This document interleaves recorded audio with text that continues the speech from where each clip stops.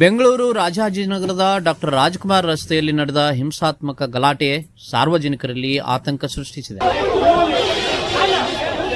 ರಸ್ತೆ ಮಧ್ಯೆ ಎರಡು ಗುಂಪುಗಳ ನಡುವೆ ನಡೆದ ಜಗಳದಿಂದ ವಾಹನ ಸಂಚಾರ ಮತ್ತು ಪಾದಚಾರಿ ಸಂಚಾರ ಅಸ್ತವ್ಯಸ್ತಗೊಂಡಿದ್ದು, ಈ ಸಂಬಂಧ ಮಾಗಡಿ ರಸ್ತೆ ಪೊಲೀಸರು 17 ಮಂದಿಯ ವಿರುದ್ಧ ಪ್ರಕರಣ ದಾಖಲಿಸಿದ್ದಾರೆ. ಪೊಲೀಸರ ಮಾಹಿತಿಯ ಪ್ರಕಾರ ಜುಲೈ 23ರಂದು ರಾತ್ರಿ 9:40 10:30 ನಡುವೆ ರಾಜ್ಕುಮಾರ್ ರಸ್ತೆಯಲ್ಲಿರುವ ಕಲರ್ಸ್ ಮೊಬೈಲ್ ಅಂಗಡಿಯ ಎದುರು ಈ ಘಟನೆ ನಡೆದಿದೆ.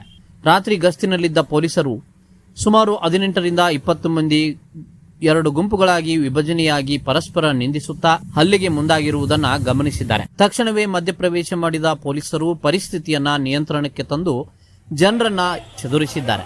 ಈ ಗಲಾಟೆಯಿಂದ ಸಾರ್ವಜನಿಕರಲ್ಲಿ ಭಯದ ವಾತಾವರಣ ನಿರ್ಮಾಣವಾಗಿದ್ದು, ವಾಹನ ಸಂಚಾರಕ್ಕೂ ತೀವ್ರ ಅಡಚಣೆ ಉಂಟಾಗಿತ್ತು ಎಂದು ಪೊಲೀಸರು ತಿಳಿಸಿದ್ದಾರೆ.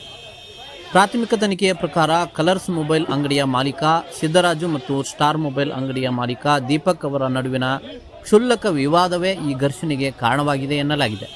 ಸಹಾಯಕ ಸಬ್ ಇನ್ಸ್ಪೆಕ್ಟರ್ ಕುಮಾರ್ ಕೆಆರ್ ಅವರ ದೂರಿನ ಮೇರೆಗೆ ಭಾರತೀಯ ನ್ಯಾಯ ಸಂಹಿತೆ BNS 2023 ಸೆಕ್ಷನ್ 196 ಅಡಿಯಲ್ಲಿ ಪ್ರಕರಣ ದಾಖಲಾಗಿದೆ.